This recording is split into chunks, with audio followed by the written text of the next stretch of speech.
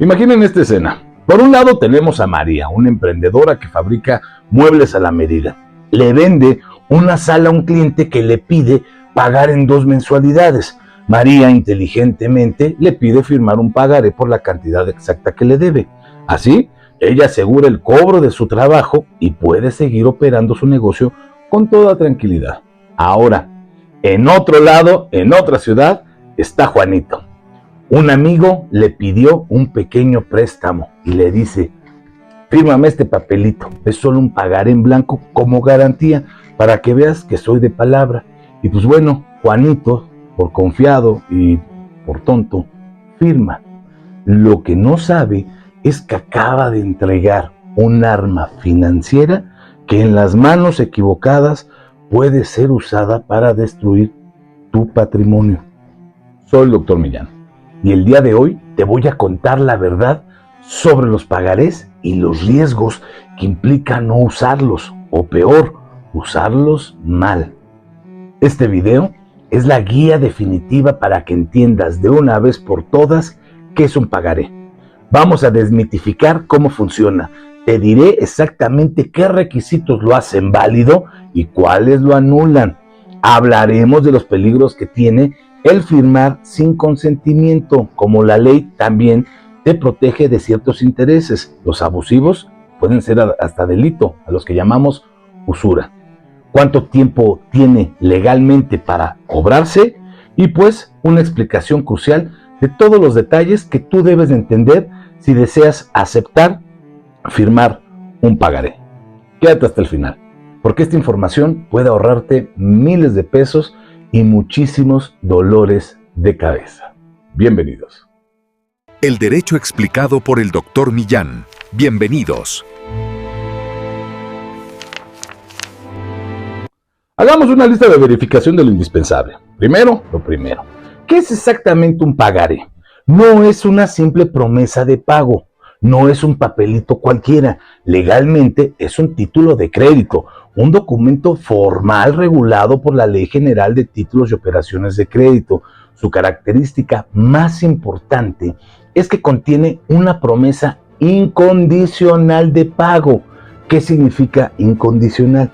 Significa que la obligación de pagar no está sujeta a nada. No se vale decir: te pagaré si mi cliente me paga a mí, o te pagaré cuando venda mi coche. La obligación es directa y absoluta. Pero su verdadero poder reside en que un título ejecutivo, piensen en esto, para cobrar la mayoría de las deudas, primero necesitas iniciar un juicio que puede ser largo y complicado, solo para demostrarle al juez que la deuda existe. Un pagaré bien llenado es como llegar a la corte con una confesión ya firmada por el deudor. El juicio no es para ver si te deben, sino para decidir cómo y cuándo te van a pagar. Este poder es lo que permite un cobro rápido a través de un procedimiento especial llamado juicio ejecutivo mercantil. Ahora, no cualquier documento es un pagaré válido. La ley establece requisitos muy claros y aquí está la clave que debemos entender. Hay requisitos que, si faltan, hacen que el documento sea completamente nulo, y otros que, si se omiten, la propia ley los soluciona o permite que se llenen después. Vamos a dividirlos para que quede perfectamente claro. Primero, los requisitos de existencia. Si falta uno de estos requisitos, simplemente no es un pagaré y no tiene fuerza legal para un cobro ejecutivo mercantil. No puedes embargar ni nada más. En primer lugar, la mención de la palabra pagaré debe estar escrita en el texto del documento. Si no dice la palabra pagaré, legalmente no lo es. La promesa incondicional de pagar. La redacción debe ser clara en que se pagará sin condiciones. Número 3. Una suma determinada de dinero. La cantidad a pagar debe ser específica y clara. No puede ser ambigua o lo que valga en unos meses. No, tiene que estar con pesos y centavos. Y la firma del suscriptor. Esta es la prueba de que el deudor acepta la obligación. Sin firma, no hay pagaré. Ahora, los requisitos de eficacia. Si faltan estos, el pagaré sigue siendo válido, pero la ley nos da una solución. 1. El nombre del beneficiario. ¿A quién se le tiene que pagar? Si se deja en blanco, el tenedor legítimo del documento puede llenarlo antes de presentar el cobro. O sea, si estaba en blanco, le pones tu nombre después y no pasa nada si es de tinta diferente. La fecha de pago. Si no se especifica una fecha, la ley considera que el pagaré es pagadero a la vista, es decir, se debe pagar en el momento en que el acreedor lo presente para su cobro. Si fue de hace un mes y no decía nada y le pusieron que ya, pues es ya. El lugar de pago. Si no se indica un lugar, la ley establece que el pago debe ser realizado en el domicilio del deudor, es decir, al que se le prestó la lana, a ese se le va y se le cobra directamente en la casa. La fecha y lugar de la suscripción, dónde y cuándo se firmó. Esto también pueden ser llenados por el tenedor antes de su cobro. La fecha y lugar de suscripción donde se llenó es importante que nosotros lo podamos acreditar, porque eso nos puede dar inclusive la jurisdicción o la competencia para notificar o para empezar. Todo esto, los últimos puntos que enuncié, pueden ser llenados antes de solicitar el cobro. Inclusive, si tú lo presentas, la autoridad te va a solicitar que especifiques estos puntos y el documento es válido. Esto es importante para que nosotros comprendamos cómo funciona un pagaré. Explico esta distinción porque la ley busca un equilibrio. Por un lado, protege la seguridad jurídica con los requisitos de existencia y por otro, facilita las transacciones comerciales, permitiendo que pequeñas omisiones no invaliden el acuerdo, no invaliden el documento y la deuda. Finalmente, dos errores comunes que debes conocer. Si la cantidad a pagar está escrita con número y con letra y hay una diferencia, siempre valdrá la cantidad escrita con letras. Y mucho cuidado, si firmas un pagaré en nombre de otra persona o de una empresa sin tener un poder legal ante notario público que te faculte para hacerlo, la deuda se vuelve tuya. Te obliga personalmente como si hubieras firmado para ti mismo, y aunque no te hayas quedado con un solo quinto. Ahora bien, hablemos de las trampas mortales, cómo evitar los errores más costosos. Ahora que conocemos y hemos explicado la anatomía del pagaré, hablemos de las trampas, las más peligrosas. El pecado capital en este tema es firmar un pagaré en blanco. Un pagaré en blanco es aquel que tiene tu firma, pero deja vacíos espacios cruciales como el monto, la fecha o los intereses para que el acreedor los llene después. Aquí nos encontramos con una contradicción peligrosísima entre la teoría general y la realidad práctica. La Suprema Corte de Justicia de la Nación ha dicho que un pagaré firmado en blanco es jurídicamente inexistente, porque el monto de firmarlo, al momento de la persona que lo firma, pues no tenía este requisito esencial, la suma de dinero a pagar. Es decir, el problema es que en el mundo real, el acreedor de mala fe tomará ese pagaré, lo llenará con una cantidad altísima, 500,000 pesos, cuando la deuda eran 5,000 pesos, y te va a demandar. Y cuando llegues al juzgado, el juez verá un documento que en apariencia es perfecto. En ese momento, la carga de la prueba se invierte drásticamente y dramáticamente en tu contra, porque ahora tú, el deudor, quien tiene la tarea casi imposible de demostrar que no se escribió esa cantidad y que el documento fue llenado de forma abusiva. Mientras tanto, en el proceso ejecutivo, pues va a seguir su curso y te van a embargar bienes suficientes. La nulidad no va a ser automática, tienes que pelearla y probarla en juicio. Y esta es una batalla muy difícil de ganar. ¿Por qué? Porque de entrada ya te van a embargar, ya perdiste todo. Por el lado del acreedor también hay un riesgo importante: perder el pagaré. El documento físico es la deuda misma. Si lo pierdes, en principio pierdes el derecho a cobrar, porque no tienes cómo probar la obligación de forma ejecutiva. Aunque existen procedimientos legales para reponer un título de crédito extraviado, esos procedimientos honestamente son largos, costosos y bastante complicados. Si no le sabes al asunto, ni te metas. Así que, si eres el acreedor, guarda ese documento como si fuera oro molido, porque sí, es dinero. Vamos a hablar ahora de los intereses y lo que es la usura, descifrando el límite real del cobro que puedes tener. Este es uno de los temas más confusos y donde más abusos se cometen. Hablemos de los intereses. Existen dos tipos. Los intereses ordinarios, que son la ganancia pactada por el préstamo, el costo del dinero en el tiempo, y los intereses moratorios, que son una penalización por no pagar en el tiempo vital, o sea, en el tiempo en el que se diga. Esto es importante entender porque un juez puede analizar ambos tipos de interés para decidir si son abusivos. Ahora vamos a romper un gran mito. En México no existe un porcentaje máximo de interés fijado por la ley para préstamos entre particulares. La ley permite que las partes pacten libremente los intereses que deseen. Sin embargo, aquí viene el cambio del paradigma más importante antes de que nos acariciemos el bigote. Esa libertad ya no es absoluta. A raíz de las reformas en materia de derechos humanos, la Suprema Corte de Justicia de la Nación ha establecido un criterio fundamental: la usura.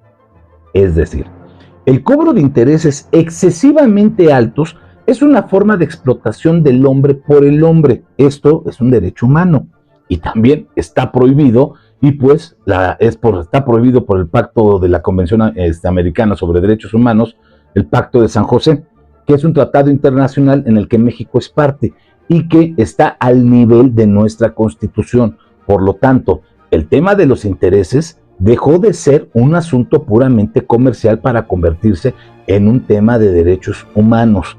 Esto tiene una consecuencia práctica gigantesca. Un juez, al recibir una demanda por un pagaré, tiene la obligación de analizar de oficio, es decir, sin que nadie se lo pida, si los intereses pactados son usureros, y si concluye que son notoriamente excesivos, tiene la facultad y el deber de reducirlos a un nivel justo. Por lo tanto, no inventemos tonterías. ¿Y cómo decide un juez que es notoriamente excesivo? Bueno, no es una ocurrencia. La Suprema Corte ha establecido una serie de parámetros guía para que el juez lo tome a considerar. Primero, la relación entre las partes. ¿Es un préstamo entre amigos, o de un banco a un cliente, o de un comerciante con otro comerciante? Si el acreedor es una entidad financiera regulada, ¿cuál es el propósito del crédito? ¿Fue para una emergencia o para un negocio? El monto y el plazo del préstamo. Si existen otras garantías, otras deudas. Y el parámetro de referencia más importante: las tasas de interés que cobran las instituciones bancarias para operaciones similares. Para no inventar las cifras, los jueces van a utilizar los indicadores oficiales del Banco de México. El más aceptado hoy en día es el de la tasa de interés efectiva promedio ponderada, que es para clientes no totaleros de tarjetas de crédito. El juez buscará el reporte de la TEP más cercano a la fecha en la que se firmó el pagaré y tomará como referencia el valor más alto publicado. Si el interés que te cobran en tu pagaré es desproporcionalmente mayor a esta tasa de referencia bancaria, es casi seguro o incluso una obligación que el juez lo considere usura y lo va a reducir de a chaleco. Por ejemplo, si firmaste un pagaré con un interés moratorio del 8% mensual, que es un 96% anual, y en esa fecha la TEP más alta reportada por el Banco de México era del 53% anual, un juez tiene todos los elementos para determinar que ese 96% es usurero y reducirlo a una tasa más justa, probablemente cercana a la de la referencia bancaria. El reloj en marcha. Vamos a hablar ahora de lo que todos queremos saber: la caducidad y prescripción de los pagares. Un pagaré no es eterno. Existe un plazo límite para poder cobrarlo legalmente. La regla es clara y contundente. La acción legal para exigir el pago de un pagaré prescribirá en 3 años, pero la clave está en saber desde cuándo empieza a correr este reloj. El plazo de 3 años no comienza al contarse el día de vencimiento, sino a partir del día siguiente del vencimiento del pagaré. Este pequeño detalle puede ser la diferencia entre cobrar una deuda o perder el derecho a hacerlo para siempre. Este plazo puede reiniciarse. Bueno, a esto se le llama interrupción de prescripción. Hay dos formas principales de poner el reloj, digamos que volverlo a suspender y pasar, que vuelva a iniciar la cuenta, pues. El primero con la presentación de la demanda judicial. Desde el momento en que el acreedor presenta su demanda, el conteo se detiene y se interrumpe, incluso si la presentó ante un juez que no era competente para conocer del asunto, o que el típico caso que el deudor ya se escondió y que lo andan buscando, pues así salvaguardas que no caduque tu pagaré. 2. Cuando el deudor reconoce la deuda, esto puede ser de forma expresa, por ejemplo, firmando un nuevo acuerdo o de una forma tácita, que es lo más común al realizar un pago parcial. Cada abono que haces a la deuda reinicia el conteo de 3 años desde cero. Ojo, si es un juicio, el deudor niega haber hecho el pago parcial, que el acreedor anotó en los documentos, es el acreedor quien tiene la obligación de probar que ese pago realmente se hizo. Transferencias electrónicas, no manejen efectivo con deudas. No hay que confundir la prescripción con la caducidad. En términos simples para este tema, la prescripción es la pérdida del derecho a demandar el pago por el paso del tiempo. Y la caducidad es la pérdida del derecho mismo por no hacer algo que la ley te exige en un momento determinado. Para el pagaré, que es el tema que nos ocupa, el concepto fundamental que debes recordar es la prescripción de 3 años. Ahora sí, vamos al momento de la verdad. El proceso de cobro y ejecución. ¿Qué pasa cuando el deudor no paga y el acreedor decide cobrar por la vía legal? Aquí es donde entra el juego el juicio ejecutivo mercantil, la vía rápida de la justicia para estos casos. La razón por la que este juicio es tan rápido y efectivo es porque, como ya te lo mencioné, el pagaré se considera una prueba preconstituida, es decir, innegable. Esto invierte completamente la dinámica del proceso. En un juicio normal, ordinario, el que acusa debe probar todo desde el principio. En el juicio ejecutivo, la deuda se presume como cierta desde el primer momento. El juicio no empieza preguntando si se debe o no se debe el dinero. Empieza con una orden para que se pague o se embarguen bienes. Es el deudor quien debe defenderse y probar por qué no debe pagar. Por ejemplo, demostrando que la firma es falsa, que ya pagó, que la acción ya prescribió, pero en lo que está ese tema, el embargo ya se ejecutó, ya fueron a tu casa y ya se llevaron tu tele, cocina y hasta la moto de Electra. El proceso, en resumen, sigue estos pasos clave. Primero, la presentación de la demanda. El acreedor, a través de su abogado, presenta la demanda ante un juez mercantil, adjuntando el pagaré original. Después, sale un auto de ejecución, un acuerdo donde se admite. Si el juez ve que la demanda y el pagaré cumplen con los requisitos, dicta una orden llamada auto de exequendo. Esta orden tiene un efecto triple: requiere el pago, autoriza el embargo si no se paga y emplaza al deudor al juicio mismo. 3. La diligencia. La diligencia de embargo. Un funcionario del juzgado llamado actuario va al domicilio del deudor. Primero le requiere formalmente el pago de la deuda. Si el deudor no paga en ese preciso momento, el actuario procede a embargar bienes de su propiedad que sean suficientes para garantizar el pago de la deuda, los intereses y los costos del juicio. Es bien importante que entendamos esta parte. Ahora bien, ya después que se embargó y se hizo todo, el deudor tiene la oportunidad de hacer una contestación de demanda, esta que viene después de la diligencia de embargo. El actuario le va a entregar al deudor una copia de la demanda. A partir de ese momento, el deudor tiene un plazo legal para contratar a un abogado, contestar la demanda y presentar todas sus pruebas, todas sus defensas de por qué no pagó o por qué ya pagó. Vamos, el caso concreto. Y finalmente, tenemos el juicio y la sentencia.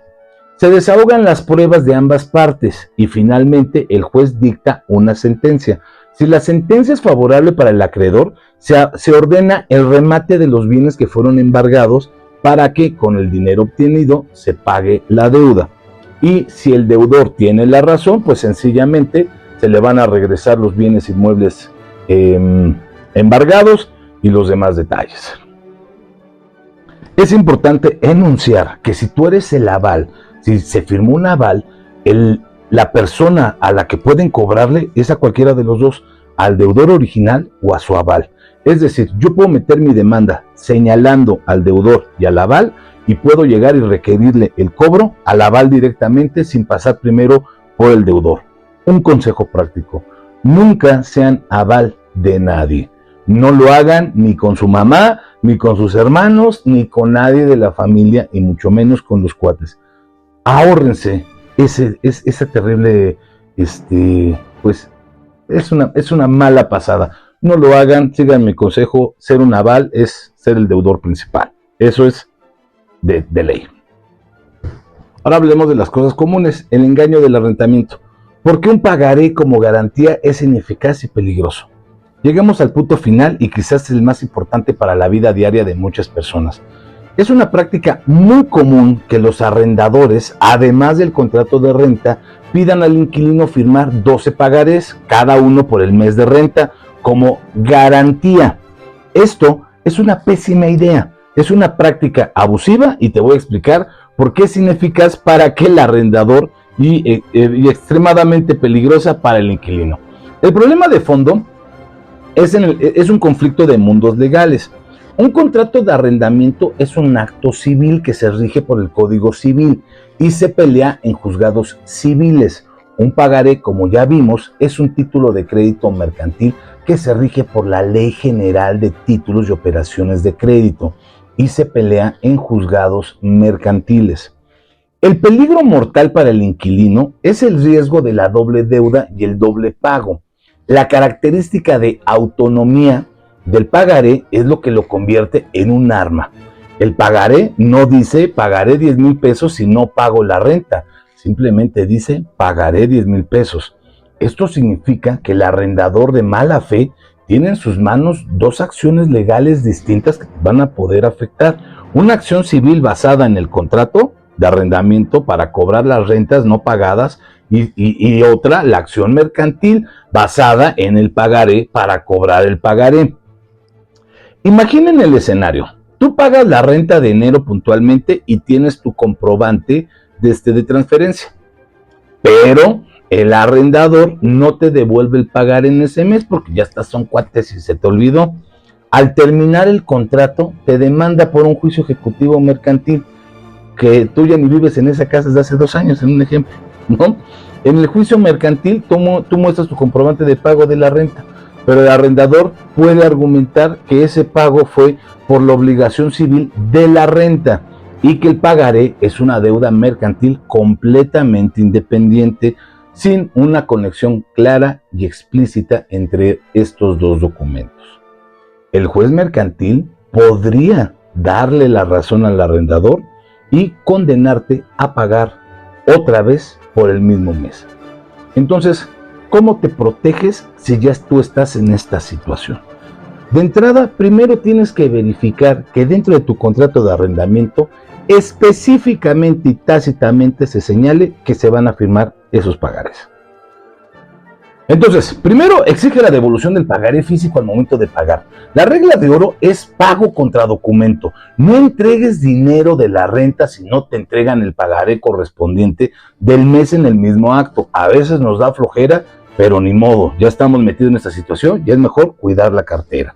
También solicita que se vinculen los documentos. Si no hay más remedio que firmarlos, exige que tanto en el contrato de arrendamiento como en el texto de cada pagaré se incluya una leyenda que los relacione. Por ejemplo, este pagaré se emite únicamente como garantía de pago de la renta del mes de enero del 2025, bla, bla, bla, del inmueble ubicado en tal dirección, según el contrato de arrendamiento de fecha tal, y quedará sin efecto y deberá ser cancelado una vez liquidada dicha mensualidad.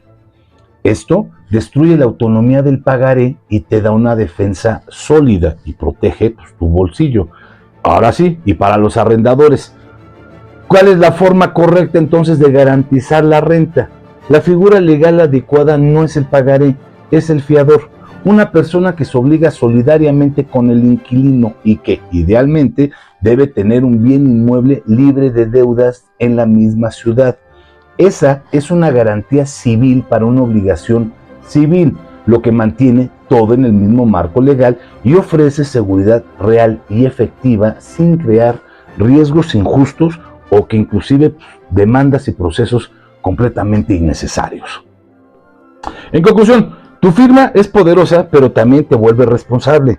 En resumen, un pagaré es una herramienta financiera legalmente poderosa, pero de doble filo.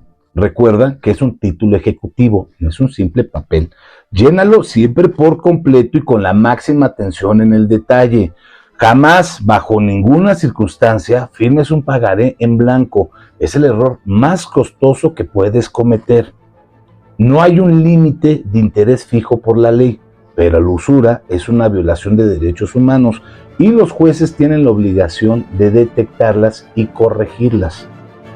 El plazo para cobrar un pagaré es de 3 años contados a partir del día siguiente de su vencimiento. ¿Cuándo es el vencimiento? Si quedaron en pagarte el 10 de mayo, a partir del 11 de mayo. Y finalmente, nunca uses ni aceptes pagarés como garantía de una renta. Es una práctica anticuada, peligrosa e ineficaz, que te expone a pagar el doble o tener un documento que no te servirá de nada en un juicio civil para que te desalojen tu casita, por ejemplo. Y lo más importante, nunca seas aval de nadie. Por favor, no lo sean.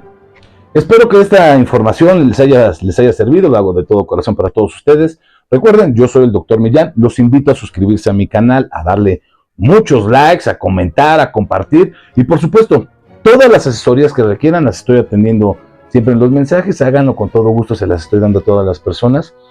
A veces me tardo tantito, pero no mucho, casi contesto todo en un día. Y pues nos estamos viendo en el próximo video. Si tienen alguna sugerencia de algún tema que quisieran que platiquemos, con todo gusto, los leo. El derecho explicado por el Dr. Millán volverá pronto. Hasta entonces.